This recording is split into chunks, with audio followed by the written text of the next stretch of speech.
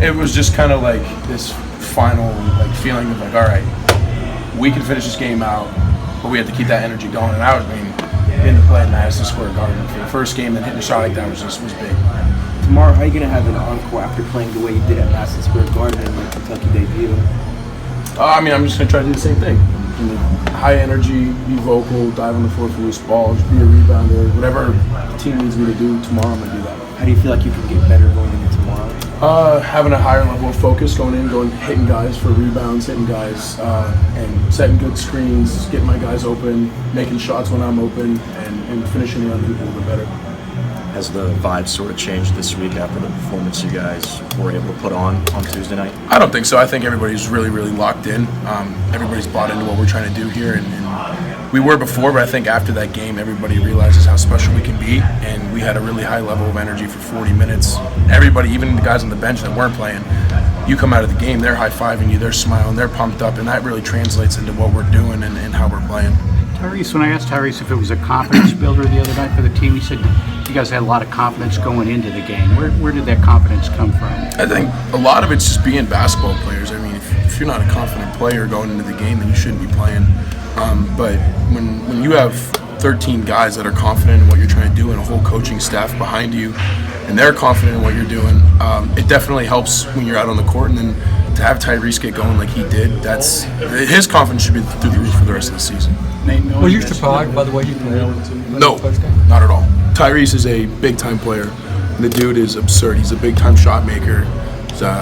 Everything that he does really, really well, and he does it with a smile on his face. That's when you know he's really playing. Nate, knowing what Nick was dealing with and having a bone ankle, not practicing for most of the days leading up to that game, and how difficult of an assignment it was with the pick and rolls and to stay with a guard like Cassius, and the way he did do that for you guys, give you 25 minutes. What does that say about Nick to you? Nick is one of the toughest guys we have. He's mentally tough. Being here for 3 years and going through the practices and the daily grind of being a Kentucky basketball player for 3 years is big. And you could see it too. Like when it's a big difference from this year to last year with him, and he just wants to play. And the dude is a big time player for us, and shows how mentally tough he is to be able to sit down and do that every possession for us, and to be able to guard a guy like Cassius off of a ball screen it's a hard assignment, and doing it hurt for 40 minutes is big. Did that get any reaction in film, the play where he switches onto him and chases him all the way out of bounds? That was kind of an eye-opener. Yeah, I mean, like I said, Nick's a big-time player, and for us to be what we want to be and to do what we want to do, we need to have everybody like that. And I think it's starting to really trickle down, especially from the guys that are veterans. That energy is starting to really trickle down to everybody, and Nick really helped us out by being able to do that, and turnovers and forcing him into hard passes and hard shots. It was big. Cal's always been kind of a guy that talks about not getting too high, not getting too low. Has he said anything to you guys here in the last day or so here about your approach to handling that kind of success? Yeah, I mean, for us it was another game. You get to play basketball every single day, and going into that game, it was like you said, you can't be too high, you can't be too low. They're going to go on runs, we're going to go on runs. Everybody's going to make shots and miss shots, but for us now, like, that game's out of the way, and it's over.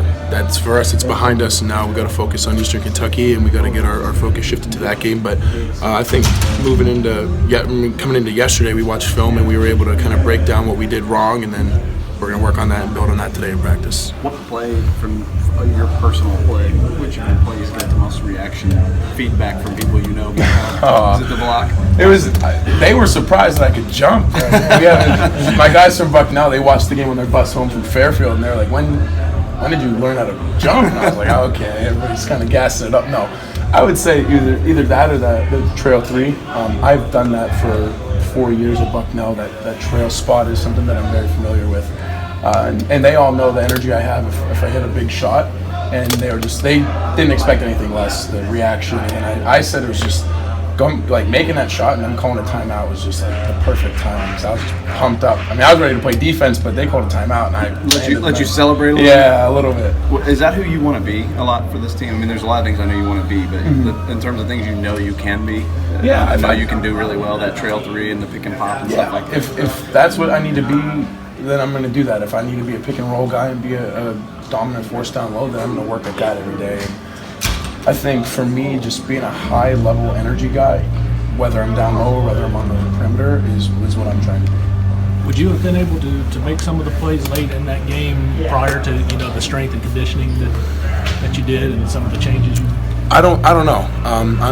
I can honestly say I'm in some of the best shape I've ever been in, and just to be able to be able to do the things that we do here, you have to be in incredible shape. And I got to give a lot of credit to Rob and to KP for forcing me to be uncomfortable every day and forcing me to push my limits and step outside that comfort zone.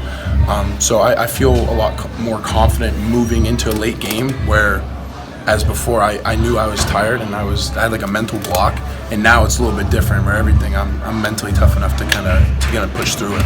How much do you feel like a player or coach out there? What's that? How much do you feel like a player or coach out there? You know what I mean? Yeah. An older guy, much more experienced. Yeah.